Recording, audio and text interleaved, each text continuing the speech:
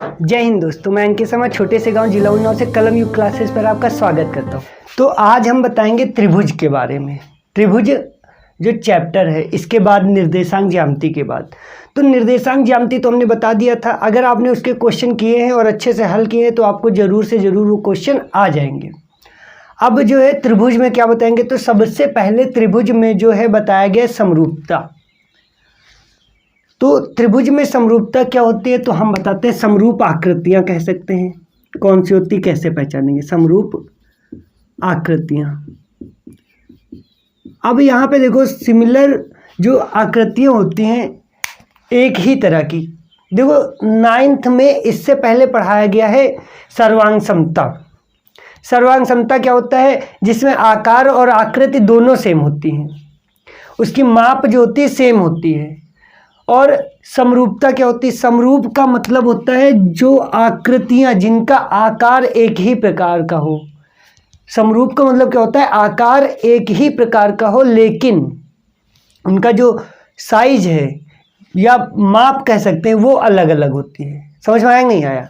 जैसे कि हम उदाहरण के रूप में बताते हैं, जैसे कि मान लो 1 रुपए का सिक्का और 2 रुपए का सिक्का, दोनों गोल गोल होते हैं या फिर वृत्त कह लो। ये मान लो 1 रुपए का सिक्का है, ये 2 रुपए, दोनों गोल होते हैं तो आकृति तो दोनों के सेम हो गई। लेकिन देखो 1 रुपए का क्या होता है, छोटा होता है, और 2 रुपए का क्या होता है, बड़ा। या फिर 10 रुपए का, मान लो 5 रुपए का सिक्का और 10 रुपए का सिक्का। आ गया ना समझ में? तो समरूप क्या होता है, समझ में आ गया? जैसे कि अब देखो इनमें 2 चीज़ें तुमको याद रखनी है। पहले तो समरूप समझ में अगर आ गया तो थोड़ा सा और इस पर बता। जैसे कि मान लो एक ये वर्ग और एक ये वर्ग, दोनों वर्ग हैं लेकिन फर्क इतना है, एक छोटा और एक बड़ा है। तो हमें ये पता होना चाहिए ऐसे आकृतियां जिनका आकार सेम होता है लेकिन माप उनकी अलग अलग होती है, उनको क्या कहते हैं, समरूप आकृतियां कहते हैं। तो पहले चैप्टर में केवल यही पूछा गया कि समरूप आकृतियां क्या होती हैं। आ गया ना समझ में? अब आगे देखते हैं कि लिखते कैसे हैं समरूपता को और नियम क्या होता है, कैसे क्या करते हैं। ठीक है, देखो इसके बाद क्या करेंगे। अब अगर हम कहें कि 2 त्रिभुजों को समरूप सिद्ध करना है, मान लो कि एक ये त्रिभुज बना हुआ है, एक ये त्रिभुज बना हुआ है। ये त्रिभुज है ए बी और सी, ठीक है, और ये त्रिभुज है क्या, पी क्यू और आर। हम कहें इनको सिद्ध करना है और इनको लिखना है। तो 2 नियम तुमको हमेशा याद रखना है। अगर वो 2 नियम नहीं हो रहे हैं तो समझ लो गलत होगा। आया समझ में?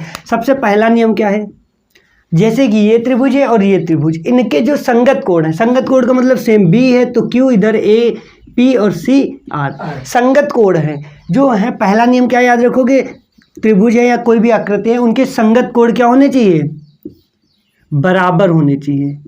संगत कोण क्या होने चाहिए, बराबर। पहला नियम अच्छे से याद रखना है। दूसरा नियम क्या है, दूसरा नियम ये है कि ये जो त्रिभुज ABC है और त्रिभुज PQR है, इनकी भुजाओं का अनुपात भी क्या होना चाहिए, बराबर होना चाहिए। ये समानुपाती होनी चाहिए, दोनों में कोई भी एक। दूसरा हमने क्या बताया, भुजाओं के अनुपात क्या होने चाहिए, बराबर होने चाहिए, के अनुपात बराबर होने चाहिए। बस ये 2 नियम अगर लग गए तो समझ लो हम सिद्ध। अब देखो ये दोनों अगर नियम इसमें लग गए, अभी इसमें तो कुछ दिया ही नहीं, ना भुजाएं दी गई हैं तो कैसे कर सकते हैं, लेकिन अगर ये दोनों नियम लग जाते हैं जिसमें, तो उसमें हम लिख सकते हैं। मान लो इसमें लग गए तो हम इसको ऐसे लिख सकते हैं कि ABC, यहाँ पे हम मान लो लिख दें कि इनकी भुजाओं का अनुपात बराबर है, मान लो। तो हम कैसे लिखेंगे, अभी इससे रिलेटेड क्वेश्चन भी करवाते हैं। लिख सकते हैं ABC जो त्रिभुज है, लिखना ऐसे ही, तुमको ध्यान रखना है। त्रिभुज ABC क्या होगा, समरूप होगा। किसके समरूप होगा, त्रिभुज PQR के। समझ में आ गया कि नहीं? और ये होगा समरूपता का साइन, जिसमें हमने ब्रैकेट लगा दिया। ब्रैकेट ना लगा देना, आपकी ब्रैकेट लगा दे कोई, ठीक है। तो इसको लिखेंगे त्रिभुज ABC समरूप है त्रिभुज PQR के। समझ में आ गया ना? अब बहुत सारे लोग गलती कर देते हैं। गलती क्या कर देते हैं, लिख देते हैं त्रिभुज ACB, ACB ऐसे भी लिख सकते हो, या फिर यहाँ लिख देंगे समरूप है PQR के, तो गलत हो जाएगा। ये वाला क्या हो जाएगा, गलत। तुमको ध्यान रखना, A P के समरूप है, B Q के, C R के, तो हम कह सकते हैं कि ये एक दूसरे के क्या है, समरूप है। और ये वाला क्या हो जाएगा, सही हो जाएगा। तो समरूपता अगर समझ में आ गई तो एक सवाल भी करवा देते हैं और बता भी देते हैं कैसे समरूपता सिद्ध कर देंगे कि है या नहीं है, ठीक है। और उसके बाद कल जो है हम इससे समरूपता से रिलेटेड एक प्रमेय होती है, और इनकी जितनी भी प्रमेय हम सारी प्रमेय बहुत अच्छे से बताएंगे, तो उनको जरूर देखना है, क्योंकि सबसे कठिन चैप्टर होता है, बट ज़्यादातर बच्चों को समझ ही नहीं आता है त्रिभुज क्या है, ठीक है। तो सवाल इससे रिलेटेड करवाते हैं। तो आप देखो एक सवाल देते हैं और उसमें बताना है समरूप है या नहीं। तो देखो सबसे पहले ये कुछ इस तरह से बना हुआ है, और दूसरा ये जो चित्र है ये सीधा वर्ग है, यहाँ पे ये सीधा ये टेढ़ा है, ये जरूर ध्यान रखना। इनकी सभी भुजाओं का नाम जो है 2.5 सब सेम है, और यहाँ पे जो है ये इनकी जो भुजाएं हैं ये है 4, ठीक है। अब हमको बताना है ये समरूप है या नहीं। तो सबसे पहले हम क्या करेंगे, मान लेते हैं ये P Q R और ये S है, ये A B C और ये D, ये नाम हो गए भुजाओं के। अब हमें बताना है ये समरूप है या नहीं। तो सबसे पहले हम इनकी भुजाओं का अनुपात निकालते हैं। तो भुजाओं का अनुपात PQ बटे AB कर लेंगे, PQ बटे AB। तो यहाँ 2.5 बटे क्या हो जाएगा 4। अब यहाँ देखो दशमलव हटाएंगे तो 0, 5 25 5 8 40, 5 बटे 8 आ गया। अब इसी तरह जो है दूसरा करेंगे QR बटे क्या करेंगे BC, तो 2.5 बटे 4 लिख दिया।